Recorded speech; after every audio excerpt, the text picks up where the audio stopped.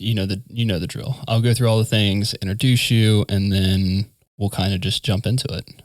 Okay, great. Sweet. All right, let's mute the things and play the new song.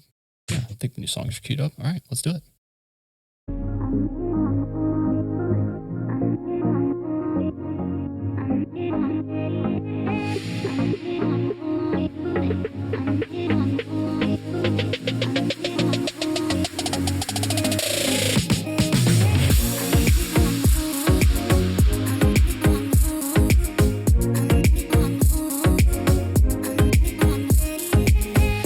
Welcome to Run with Purpose. This is episode number 104. For those of you that are new to the show, my name is Flores, and I'm so very glad that you found this podcast. Would love if you would subscribe, and as always, you can reach out to me on all the socials at flores.run. Today, you are in for a treat. We have a returning guest to the show. Laura's been on the show a few times. I had to go back and look at the previous episodes to see what numbers they were. But episode 29, so early on, and then episode 77. She has an amazing story that's actually led to an upcoming book, and we'll get into that in a little bit, and kind of that story and journey for those that didn't listen to those previous episodes. We'll probably touch a little bit of that, but definitely go back and listen because there may be some gaps. But thanks so much for joining me today. Oh, thanks for having me. You know, I've actually talked to you on podcast interviews more than any other person. Yes. Winning. I will yeah, take you that. win. And if you book another one, tell me and we'll get you on again so we can make it. I need to always be on top. Yeah, you have to always be number one. Looking like a true marathoner. Exactly. So before we kind of get started, this is something I've been doing relatively new, but if you can just plug your socials, plug how people can get in touch with you up front so they can kind of see who you are and not waiting until the end of the episode. Oh, that makes sense. So I'm my father's list on Instagram.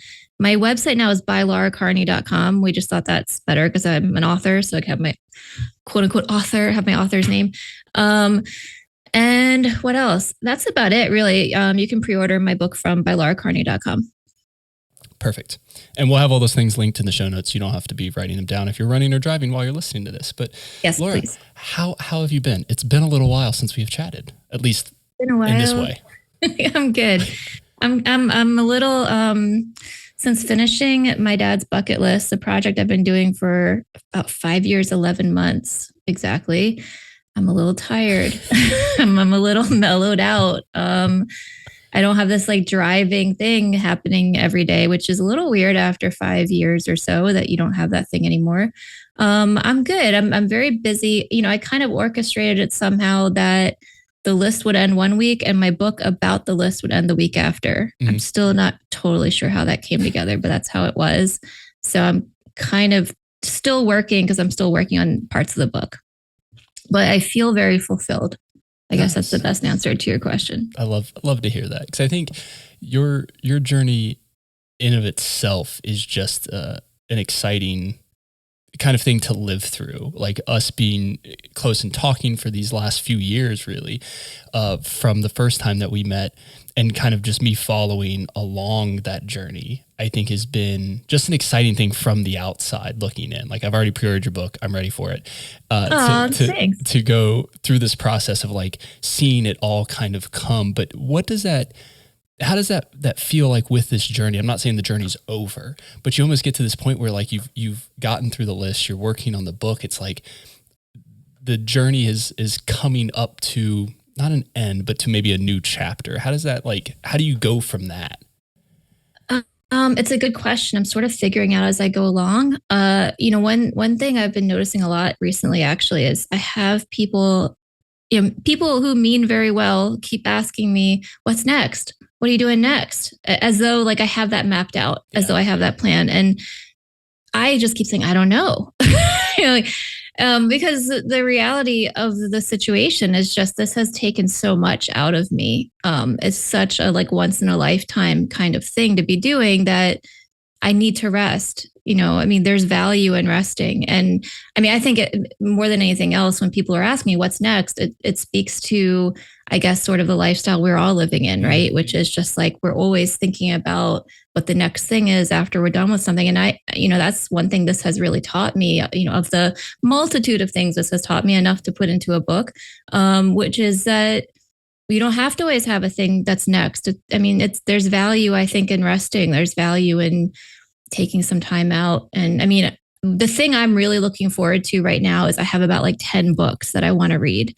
And as nerdy as this sounds, I've spent the last 5.5 years reading for this list because each list item required research, and then writing about it required research. So this is going to be just me chilling. I guess sort of that's how it feels. Just almost like the normal human reaction of what are you doing now? And me just kind of feeling like, I don't have to answer that. It's okay. Yeah. And I think, and that's why I wanted to phrase it in that way, because obviously, my running journey and everything that I'm doing, it's the same thing. People are like, oh, what are you going to do after you do this? Are they? Okay. And you're like, but that's not the point. And it's reframing it in a way of like what this journey has entailed and kind of what the moving from this journey, this current journey, what that means in like the next chapter of it. Like Kayla and I, we've been in Minnesota for a year and a half now. And in September, we're moving. We literally have no idea where. I'll be actually cool. Close to your neck of the woods ish.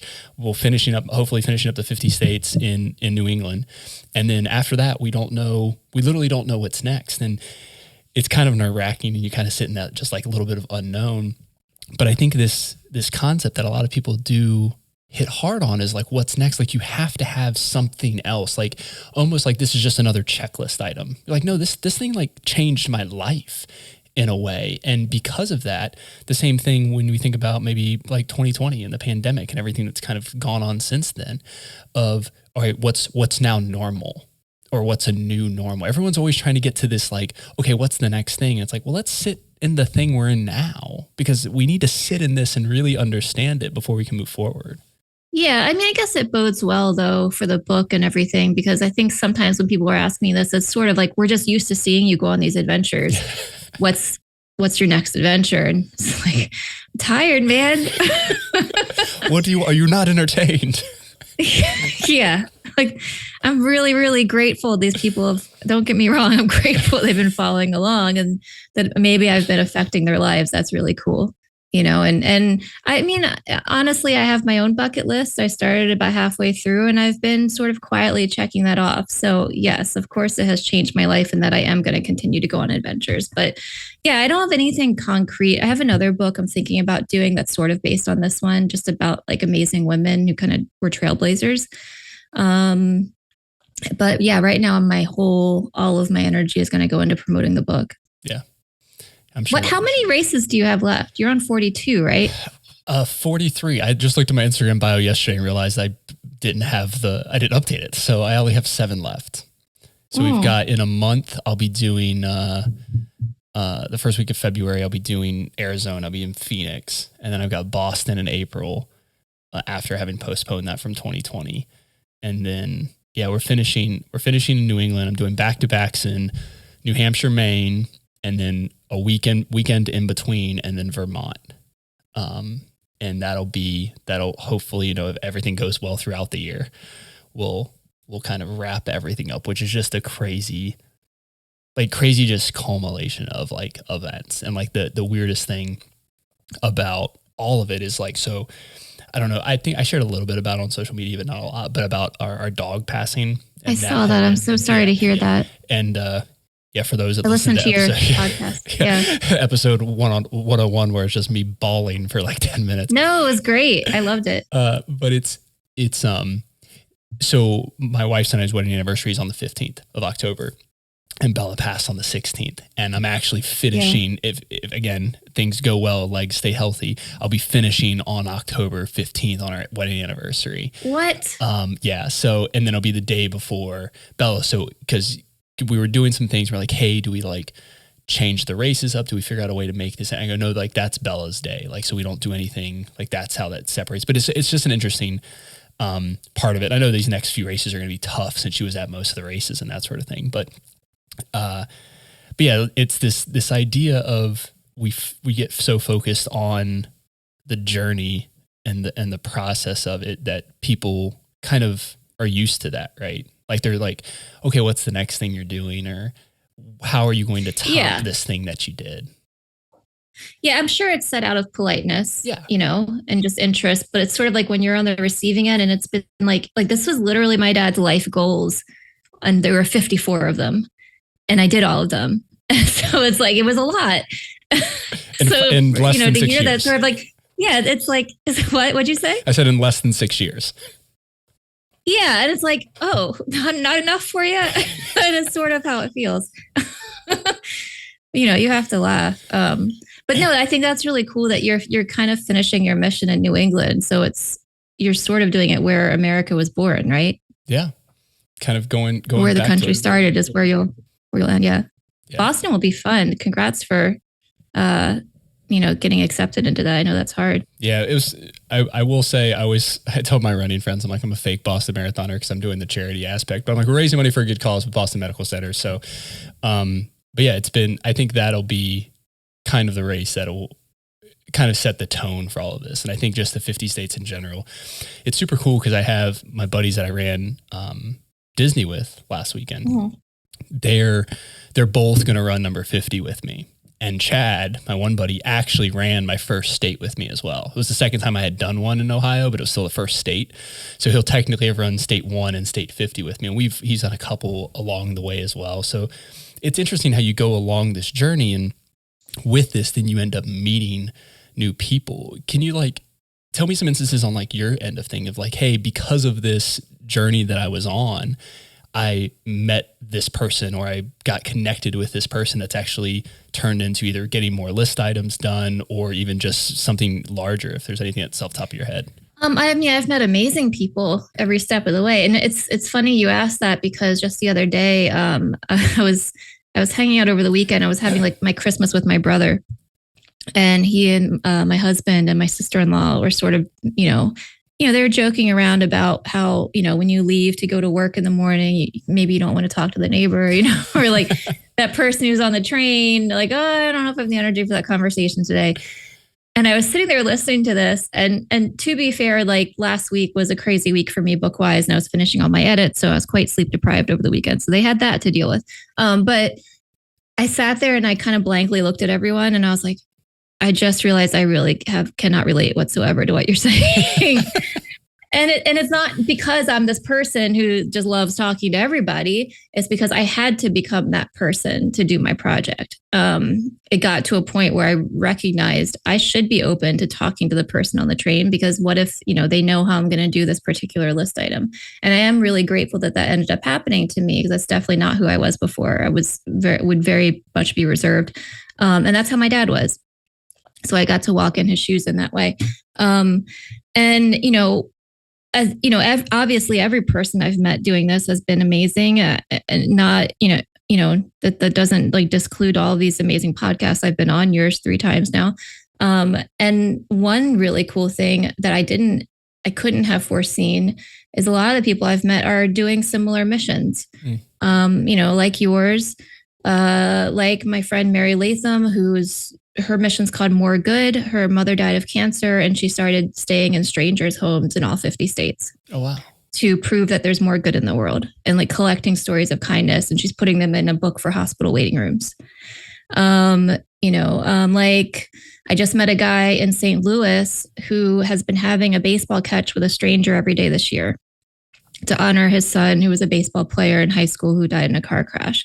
So, to end my mission doing that with him was really just this beautiful cap on it, I think, because, that same weekend, I also met the reporter who had covered his story, who also lives in St. Louis. I discovered the story because I work for People Magazine as a copy editor. That's where they wrote it. And he himself lost his husband in May. Mm-hmm. And he was considering starting I guess, for lack of a better term for it, I don't really know what it's called yet, but he was starting a grief mission of his own to honor his husband. He said one night he woke up and he'd had this dream where he thought, oh, there's all these cities in the country named Nelson, and his husband was named Nelson. So now he's going to go visit every Nelson. Oh, wow. And he just meets these incredible people. And he still had their anniversary trip planned, because their anniversary was New Year's Eve. And he's like, I don't know if I have the heart to go. And I was like, you have to go. You have to go on that trip, because he's going to be there with you. You're not going to be alone. And I mean, that he did go. It was amazing. Like miraculous things happened while he was there that, I mean, I'm not going to get into all of them, but the fact that I could have been part of that, and he's texting me and telling me about them and then called me about it. And this is a person I just met. Right. So, and we felt like fast friends. We felt like we just had this connection. The fact that any of that is happening for me makes me feel like maybe I do have more than an answer than I thought I did to what's next. When people ask me, what are you doing next after this? Because maybe what I've done doesn't just live in a book. Maybe it lives in me. Maybe I'm, you know, connecting with people in a new way, and in a way that my experiences are going to help them just by knowing me, you know, and maybe my reactions to them might be conducive to healing and conducive to taking action, to really feeling like you're alive and really living your life. And that's, God, like what a gift, right? Yeah. I think there's something so beautiful about that, because it's this idea of maybe the thing that's next isn't really a thing at all. Maybe it's the relationships that I've made, and being just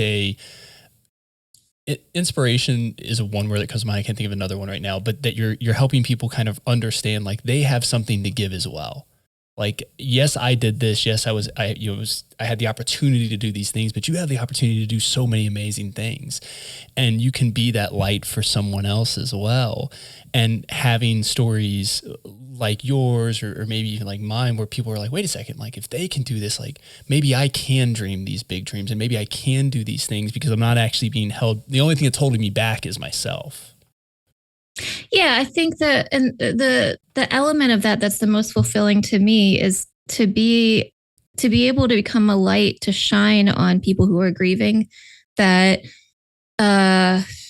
you know, that the notion that the person is gone forever, and this is what you need to sit in for, you know, if not the rest of your life, at least for a very long time.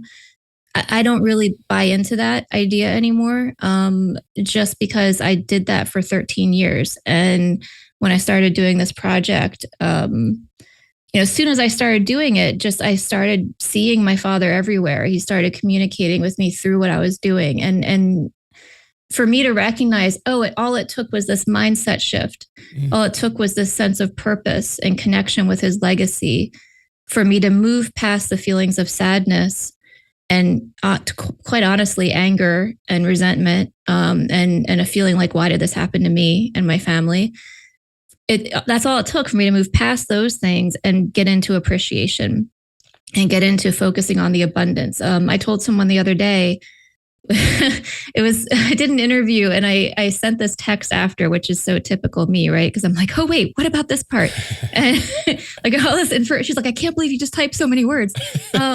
And it was just like, I just wanted you to know that, you know, after my father died, I started seeing the number 8 or 88 everywhere, just repeating. And at one point I was like, God, this is making me feel crazy. Why do I keep seeing this number? And he died on August 8th.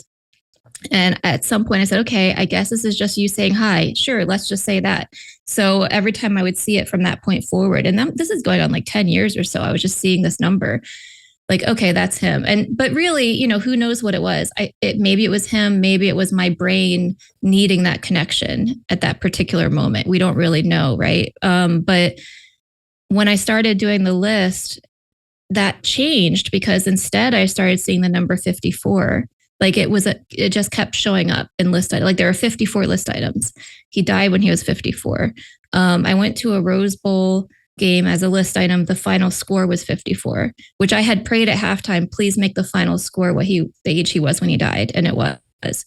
The Super Bowl I went to was Super Bowl 54. And when I was there, I noticed, 54 in Roman numerals is live, L-I-V. Oh. And it's like, wait a minute, 54, like that's celebrating the number of years he lived. That's celebrating the number of dreams he had left when he died. What a major shift, right? Like what a shift in mindset. What if instead of continuing to focus on this date where his death happened, where his life ended, I could choose to be grateful for the time I got to have with him.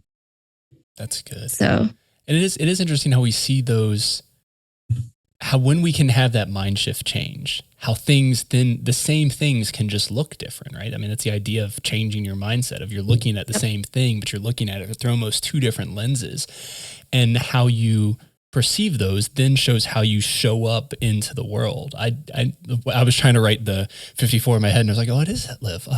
So when you think about that, of this idea of focusing on the day that he died compared to the life that he had and the things that he wanted to continue to be able to do, it is a really cool perspective switch. And to me, that gives me kind of motivation, especially just through the grief that I'm dealing with right now, to really think about those moments and figuring out, all right, how do we shift it in a way to, we've been making the joke, I think I made it on the podcast too, of like, Bella's pooped more states than people have been in their entire lifetime.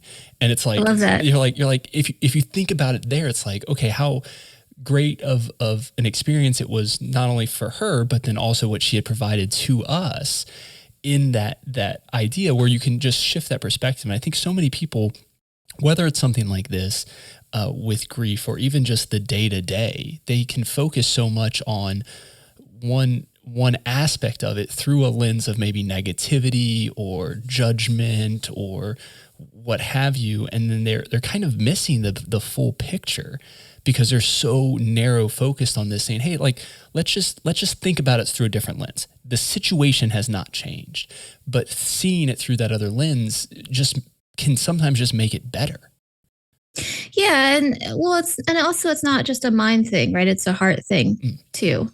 I mean, that's what grief goes to. It's love. It's love that it needs expression. And through doing my project, I got to have that expression.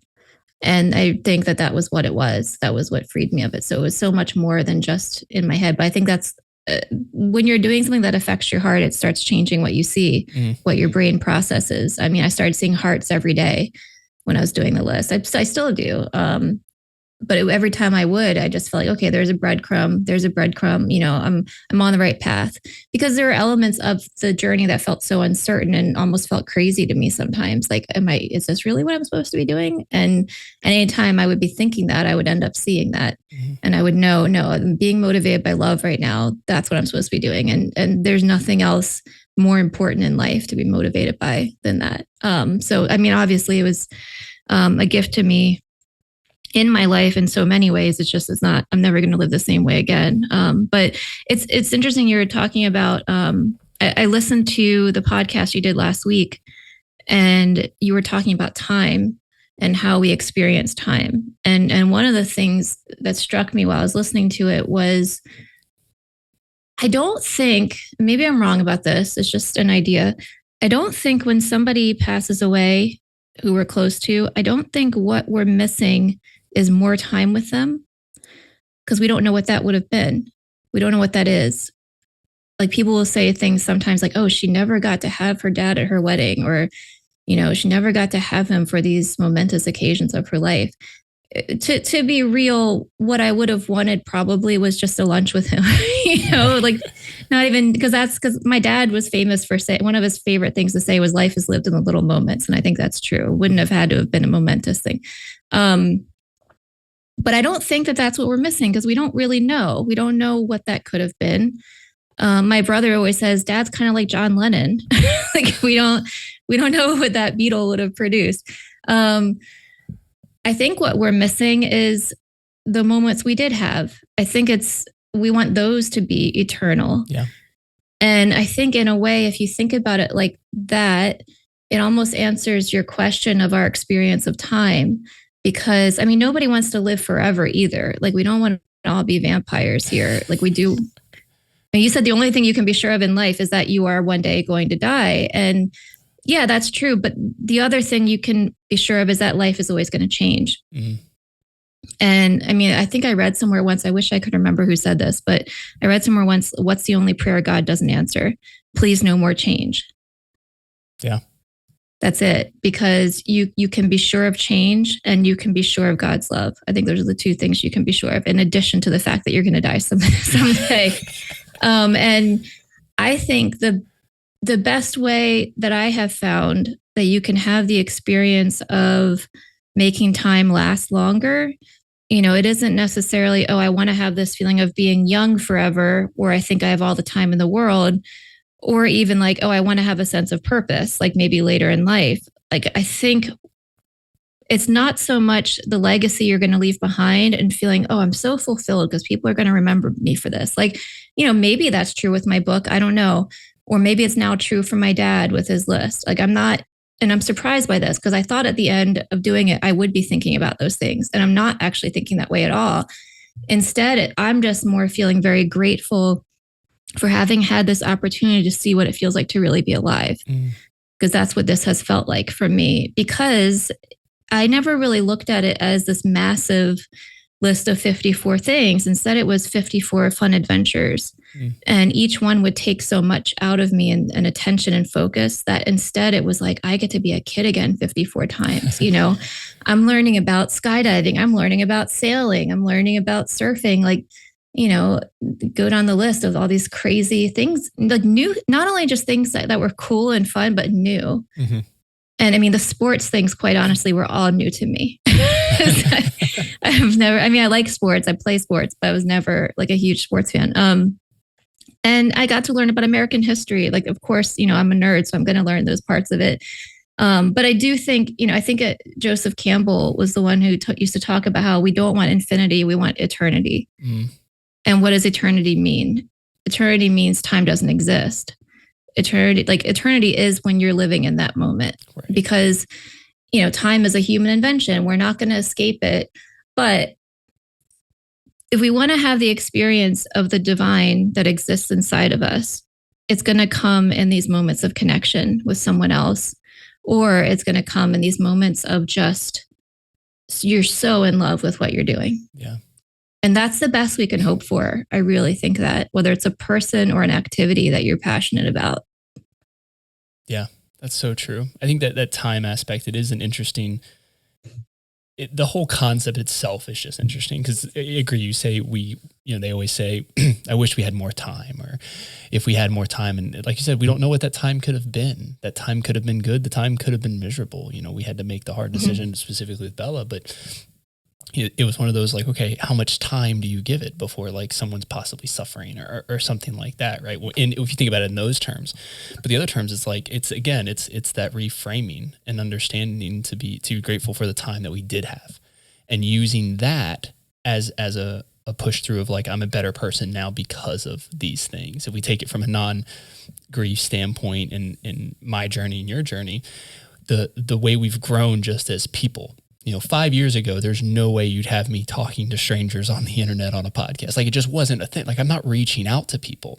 Really? Yeah. Like this is like completely out of my norm of reaching out, trying to do these things. But in this process, I was like, I wanted to get into management, into leadership in my day to day. And I was like, all right, how do I need to do that? I need to be better about speaking and talking to people and actually active listening and being able to have conversations with people, some that I agree with, some maybe that I don't. And how do we have those conversations? So I was like, hey, what's the best way to do that? Let's just start a podcast and talk to strangers. And from that, it's allowed me to meet amazing people, hear amazing stories like yours. And then also selfishly, it's so I can learn more about people and I can learn more of how I show up in the world and how I interact with other people. So it's allowed me to kind of, I wouldn't say, to learn more about myself and how I interact in order to make sure I'm coming across the way that I perceive myself, and then growing in that, knowing that like the person I was 5 years ago is not the person I am today. And I'm glad for that. I'm so glad that I'm not that person anymore, because I've grown in so many ways and realized so many different things that maybe were holding me back, or maybe things that I was telling myself, insecurities and these kinds of things that were really holding myself back. No one else was pulling me back from here. It was me just saying, nope, you have to sit in this chair. This is what you do. And then quickly realizing like, wait a second, who's making that rule? Like, why can't I do that? Why can't I step out on that extra piece? Yeah. I mean, you're a man after my dad's own heart. Like, I think we've talked about this before. I think, question what the rules are. Like, it seems to me that that's kind of your MO with your life. And that's very, very hard for people to do. I think a lot of behavioral change like that can come down to that. Like, why do I believe what I do? You know, there's so many misconceptions about things until we actually try them. And it's like, it becomes such a barrier, this is going to sound really silly, but, when I saw my brother over the weekend, he was talking about the real world reunions that are on Paramount, which that's so my generation. And he and I watched those together.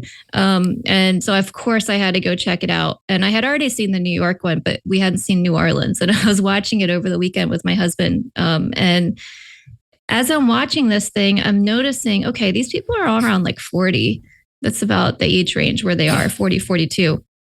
And it's so fascinating to me how different and the differing levels of maturity. And that's, of course, if what we're seeing is even truly them. I'm sure there's some manufactured drama going on, but let's assume that it is.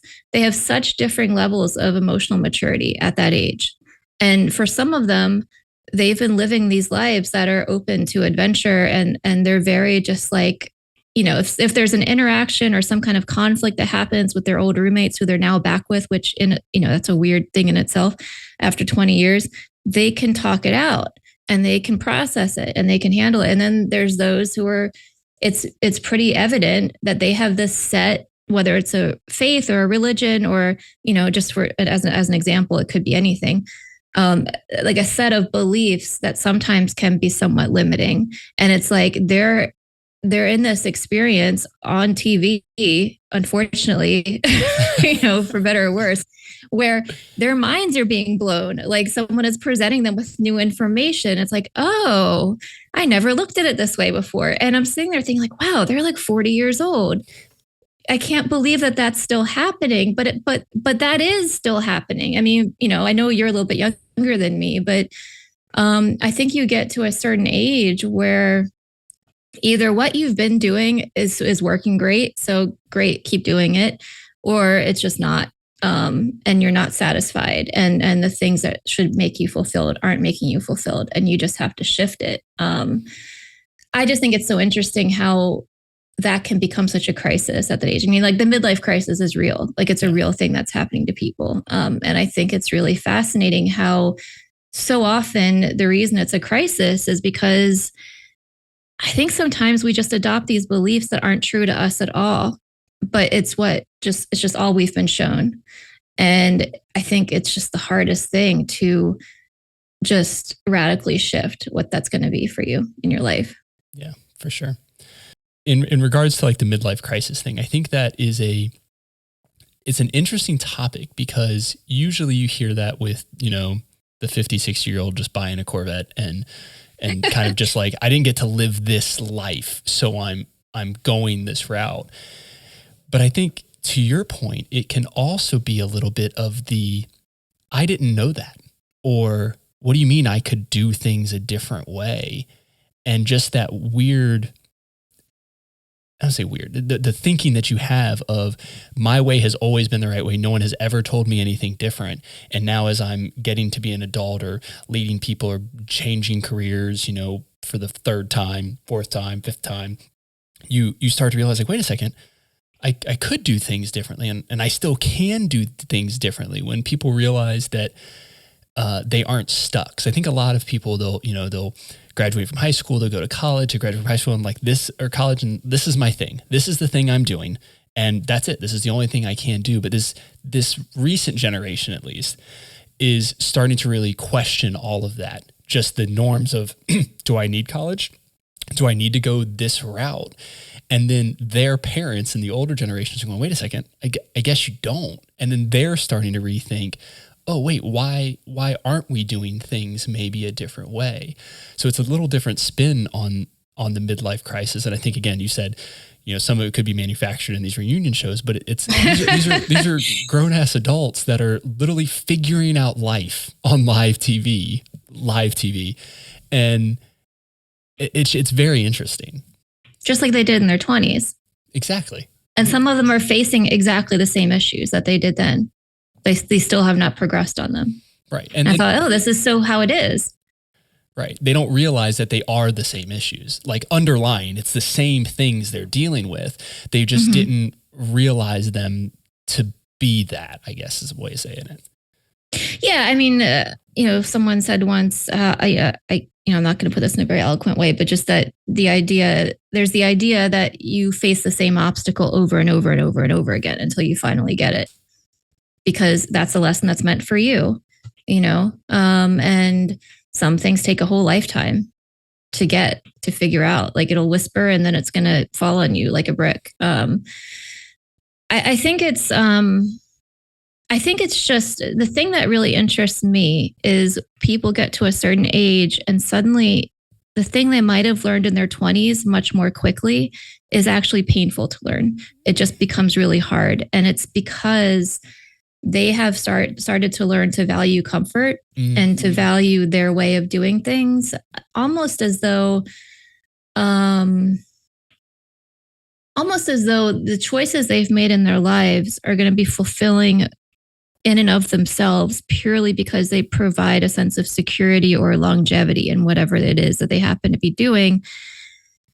And I think in a way, yeah, there's value in that too, of course, but it can become a limitation because you just sort of forget what that is to have those novel experiences that you had when you were a child. And, when you were talking about time last week on that episode, you mentioned what it's like for children. And I kept thinking, yeah, children really don't have a concept of time at all because they're just always playing and everything is new and every day is an adventure. And that's why being a kid is really freaking hard.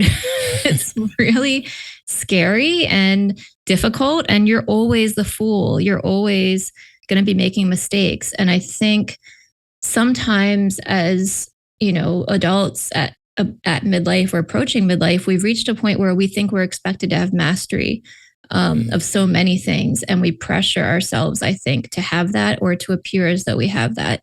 So it's actually harder than, let's say I'm 5 years old and I'm in a sandbox figuring out I can't eat sand, just as an example, because I have to let go of my ego. I have to let go of my public perception. And, that's one thing that this project with my dad's bucket list really, the subtitle of my book is How Living My Dad's Dream Set Me Free.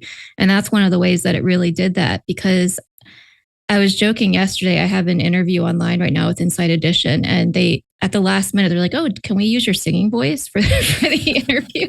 Because the last list item I did was to have 5 songs recorded. I was like, "Well, I don't have it paired with the instrumentals yet. It might sound weird." They're like, "That's okay."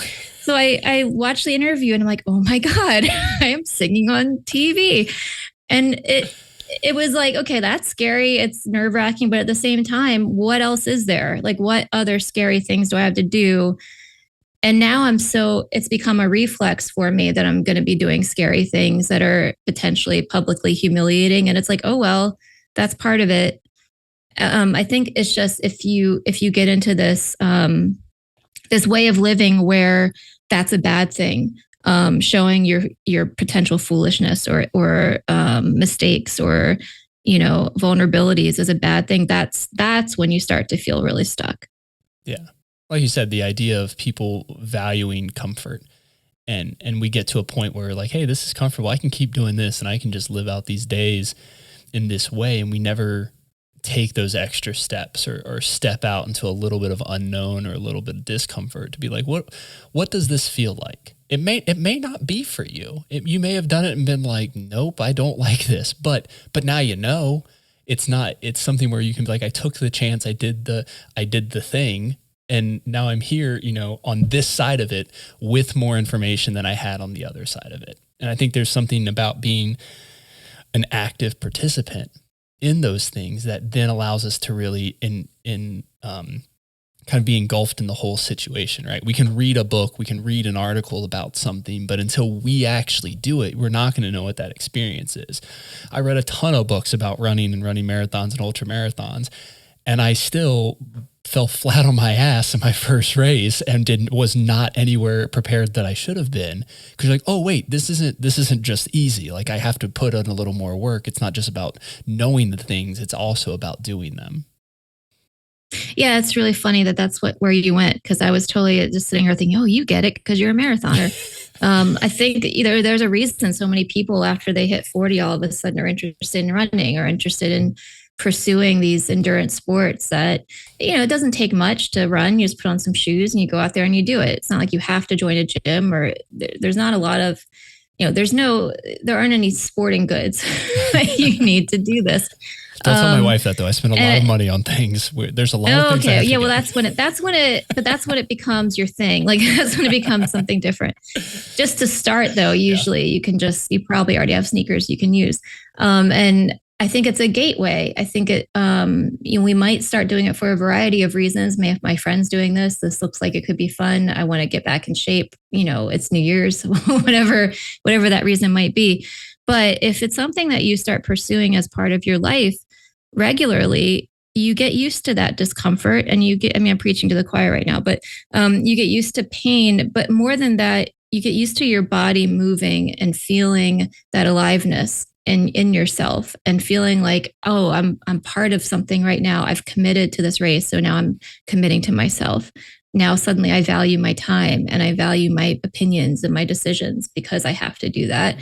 Mm-hmm. And it is also, like you were just saying, it's really an exercise of being an idiot over and over and over again. I mean, I started doing half Ironman races when I got towards the end of the list. A part of that was because I got injured doing a list item. And I started realizing, I don't know if I can do a marathon anymore. Like I realized I was kind of tapping out after 13 miles because my foot, even though it's fixed, it still gets a little sore. And if I were going to train for a marathon, it would take much longer for me than it used to. So I thought, well, half Ironman only has 13 miles that you have to run at the end. So never mind, the 54 miles. I was going to say all the things that have to happen before you even get to that marathon. But yes. My brain goes to only part of it's running. I can do swimming and cycling easy. No, it's not that easy. I had to learn how to swim. I had to learn how to ride a bike. And I've been successful with the sprint triathlons I've done. I've done 7 of those races now. And that also includes 2 Olympic tries. Those have been great. For some reason, every time I get to that half Ironman, something goes wrong. There's just so many variables that could happen in that day you have to think about. And the first one I did, I was in Florida, and it was supposed to be 90 degrees. Sorry, let me take that back. It was supposed to be 70 degrees. It ended up being in the 90s in December. Very unexpected for that area. And I couldn't handle it. I didn't plan for that. I was taken off the bike course at mile 42. So I it's more than half the race, and it was very disappointing. But at the same time, I was excited that I had even tried it. I was excited that I'd even ventured to do this. I could have just sat in that place of, people donated money to Girls on the Run so I could do this, so they could see me finish. And now I look like an idiot. What was I thinking that I could do this? I could have stayed there, but I didn't, because I had so many people saying to me, oh, you tried this amazing thing. You did a great job. Congrats. And I realized, that's what it's actually about when you try these things. And the second one I did, I kind of got pulled away with a current in the swim, which was in a bay, and that's near the Atlantic Ocean. And it didn't occur to me there might be rough waters because there was just a hurricane. So I just swam totally off course. And by the end, I was doing twice the distance I was supposed to do. But that's why that one ended for me, because they kicked me out because I was 1 minute over my time. Because that's the thing, you have a time limit for each of them. And I wasn't even upset about it, because I'm like, holy crap, I finished that swim. That's great. And I think, as I'm saying this, what's occurring to me is, I think what that really speaks to, and maybe this is a thing that you learn when you start pursuing athletic endeavors, you're always running your own race. You have to be doing that in life too, I think. That day, my accomplishment in my race was, I need to finish this swim. Once it occurred to me how far off course I was, the way my brain was working was, you're not letting them pull you out of this water. You need to get to that dock on your own, even though you don't even know if you can. I'd never swum that far before in my life. So to me, that was the accomplishment that day. And later, my friend, it turned out, who was doing the race with me, she got sick on the bike course, and she had to go to the ER. And I mean, she was fine, But then later she had to wait a long time to get her clothes back. And my husband and I just kind of stuck around while she was doing that, like that was the right thing to do. And later she told me, of course I had turned this pursuit into a list item. It was own a $200 suit because tri-suits cost about $200. And later she told me, don't think that just because you haven't finished this half Ironman distance yet, that you haven't owned that $200 suit. She's like, you totally have, because you showed so much grace when you lost, and you were there supporting me, even though you were probably tired, even though you probably wanted to go home. And that really touched me, because here I'd been trying so hard to be this great athlete and push myself and all the things that we do, and the hours when you're doing a half Ironman, you're putting 5 hours, or no, sorry, not, yeah, about, was it? No, 10 hours a week, 5 days a week. That's what I was putting in. It's a big commitment. Mm-hmm. But to hear in the end, oh, I think you owned that suit because you were a good person, because you were a good friend, because you didn't make it about you. That was just so fulfilling and moving to me, that I had done it my way, and that she thought that was unusual. Yeah, I think I don't think we can do better than that. Right. And I think it is an interesting thing, especially in the endurance sports, and when you get into those larger distances, the half Ironmans, even ultra marathons, any of that stuff, how you quickly realize it becomes less about, for us non-elites that aren't going to win the races. Yeah. It is not our career. For us, it becomes one of those where it's a lot bigger than the race. It's like, what does this race represent? It represents discipline in training. It represents community, because you really can't do it by yourself. Even if it's just your spouse supporting you to be able to do these things, the amount of time that you have to spend doing it, or, if you have a group that you work with or that is doing races with you. I think all of this really speaks to, like, I really do think these people that do these types of endurance sports really are kind of like the best humans, because we realize there's a lot of things that we have to sacrifice to do the training to prepare for these things. But then we realize it because we have compassion for it. Where one of my favorite things to do is to cheer people on at races, yes, even during races.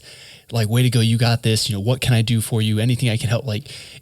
And you get that because you know what it's like to be in the suck. You know what it's like to be not feeling or not having your best race, because there are so many variables that can happen over that time.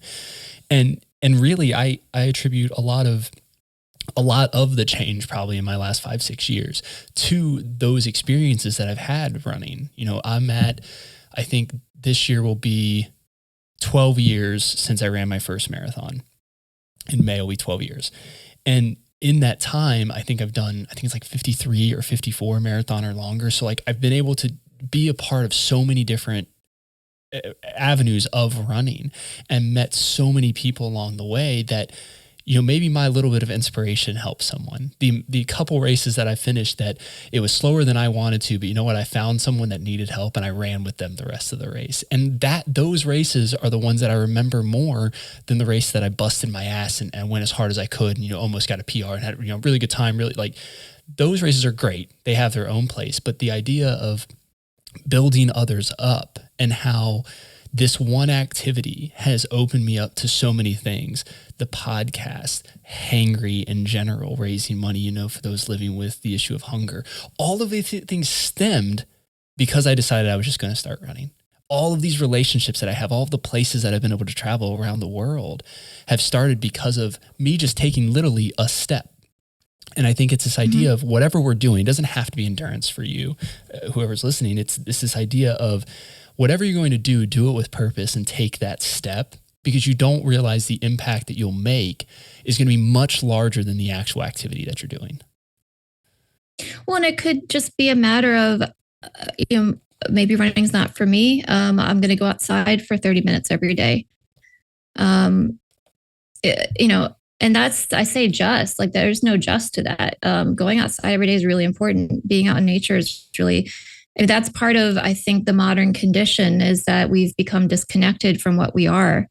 That's why we get so replenished when we're out in nature, because we're seeing things that are really us. It's the divine energy that exists in everything. I sound like Yoda.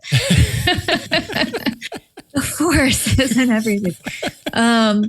But I think what we're talking about is if you are pursuing something that's like that, regardless of that experience of oneness and connection you get when you're in nature, regardless what you're talking about is the experience you get when you're, I just finished my first 5 miles. That's a sense of the eternal that we were talking about before. Yeah. It's a sense of I'm totally alive right now. I forgot about my worries.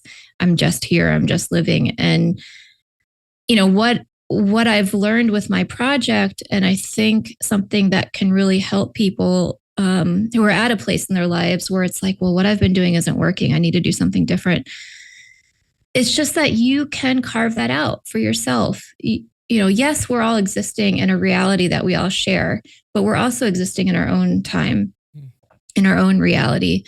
And, I had lots of stress and worries over the past couple of years about, is it okay that I'm devoting this time to, now I need to take a 2-week trip to Vienna and, that I'm going to go climb a mountain with my cousin, and I'm not living the most practical life right now. Like, is that okay? Do I have permission? It's like, hell yes, I have permission, because if you have support, people who love you, who are helping you to do these things, who understand you need to do it to grow. My husband is like the most understanding person on the planet, and he knew I needed to have these experiences.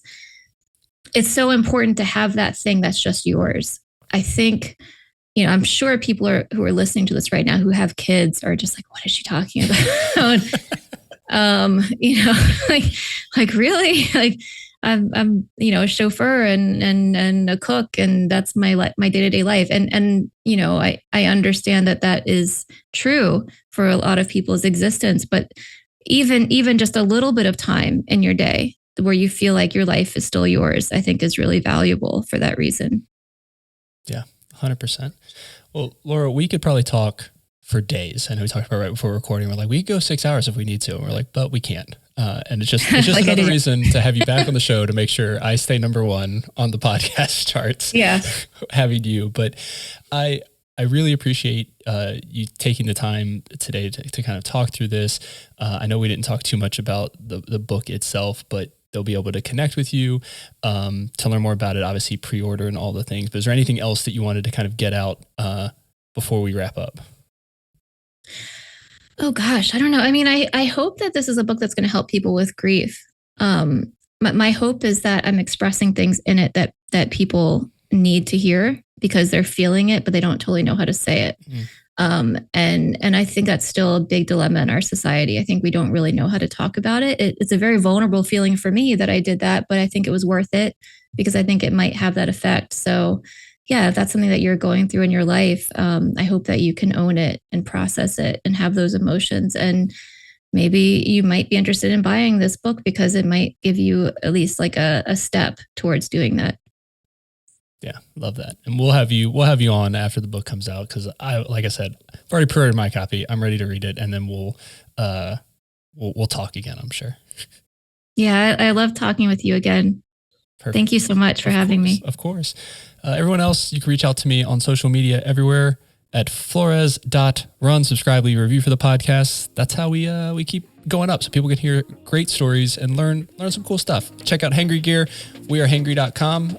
Remember to keep running with purpose, one step at a time. See you next week.